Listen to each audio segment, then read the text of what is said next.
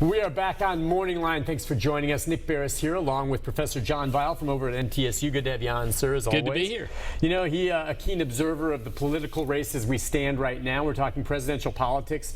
Are you changing your mind? Are you going another direction in terms of how you think you may vote this election? And you remember, it's not just presidential election. If you stay home, well, that means you're not voting in some of these other important races, too. Do we get a sense right now that if there are Republicans, for instance, who have become disenchanted with Trump, or Democrats who have become disenchanted with Clinton, but they don't want to vote across? They're not going to go that far. I mean, there are Republicans who don't like Trump, but no way, they're not voting for Hillary. And vice versa. Kasich is a good example. Vice versa. Are they going to stay home? Just had an interview the last week. If I understood Kasich, he sort of suggested he hadn't decided, but it basically sounded like he's going to vote, but he might vote for a third party. Third party. Or he might go and not vote for president and vote for others down the line. That's an excellent point. I think a lot of people may look to go that way because for some, neither candidate is something that they can, Well, and the enthusiasm factor, if Clinton could capture the enthusiasm of the Sanders supporters, yes. But many of them who were super enthusiastic about him are not terribly enthusiastic about her. Mm-hmm. And then, you had candidates, on the Republican side, sort of the same thing. Once their candidate dropped out, and in my case, several candidates dropped out, it's hard to be as enthusiastic about the person who's left. Totally understand. But depending on that, I mean, for the Sanders supporters, when they talk about it, and Trump trying to appeal to them, if you're a Sanders supporter, you look at those two platforms. I mean, I don't see how a Sanders supporter could vote for Donald Trump. But some of them may. But I'm just saying, because those two candidates are so complete. I mean, there's no question Hillary Clinton is closer to policy of Bernie Sanders than Donald Trump. There's just no debating that. Possibly on foreign trade. Well, sure, there's going to be a little one here or there, but in general, it's not even close. No, it isn't. But again, you still got to have enough enthusiasm to get up and wait in line and go to the polls. Yeah, and there's going to be lines. Let's go to Joe. Joe, good morning. Good morning, Nick. Hey, Joe, how are you? Oh, good. I just listened to your guest there, and I hope, like he said, well, people understand that they're electing the president probably for the free world. Yes. In this country, so they better be thinking about what they're doing. And if I just look back just a little bit, since 2008, after George Bush, we just now getting pulled out of a hole. We're still not out of a rock that he got us into. So, we need to get out of these countries and quit spending money and having lives taken to take care of these other countries. And like the gentleman said, we need to start doing some infrastructure in the United States. Mm-hmm. I was watching the show the other night, and even in Kabul, in Afghanistan, they had a light rail system for transportation. In Nashville, Tennessee. Yeah, we don't have that yet. You got to take a bus or a train running from one direction to get anywhere. And we probably paid for it there, huh? No doubt about it. Yeah. No doubt about it. So people need to stop and listen and look and see what's going on. Donald Trump is doing the biggest flip-flop it ever was. He talked a little bit of sense yesterday, but anybody who pays any attention knows that all the cutting the taxes and all that he proposes to do, where is the money coming from? So, there you go. Yeah, listen, thank you, Joe. You always hear, as you said, John, too, they make all these promises of what they want to spend, and then you always have to wonder how the heck are you going to pay for it. It was one of the longs in Louisiana. It was, don't tax you, don't tax me, tax the man behind the tree. Yeah. We're always looking for a man behind the tree who doesn't vote that we can, have carry our tax burdens for us. I know, we still don't hear, in terms of paying stuff, what we haven't heard of late really is much more about the wall. Donald Trump Not as much. Now, that was a big rallying cry that got some attention for him early on, too, because it was just so, wow, he's serious about this. And you do wonder, I mean, if he wins, I mean, can he honestly really do that? And can he get Mexico to pay for it? I think most people would agree probably not. Investors, the key right now is to figure out whether you want to invest in bridges or walls. Yeah, right. Depending on which candidate wins.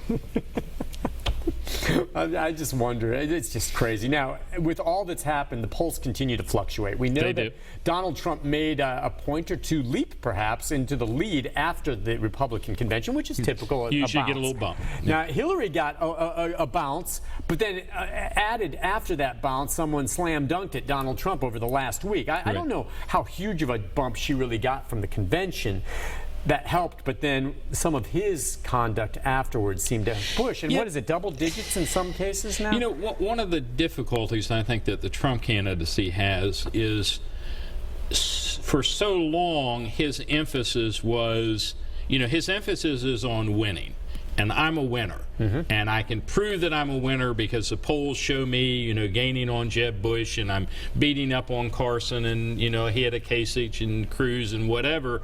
But now he's in the position where it's not terribly comfortable to be talking about what the polls are saying because they're not looking very good. Yeah, so that's shifted. He can't go to that. So, but how much stake do you put into the polls, Well, really? there's just one don't- poll that counts, and it's on election day. Yeah, I mean, you always say You're that. right. And sometimes, would you get the sense that the polls leading into presidential races are usually fairly accurate or not? I mean, because I try not to really pay attention unless the gap gets very large, and it's gotten larger. But when it's 3, 4, 5 points one way or the other, I just don't care. The one thing I think you will find right now is when you look at the polls, and it goes back to our topic earlier, Yeah. you do need to look at the third parties.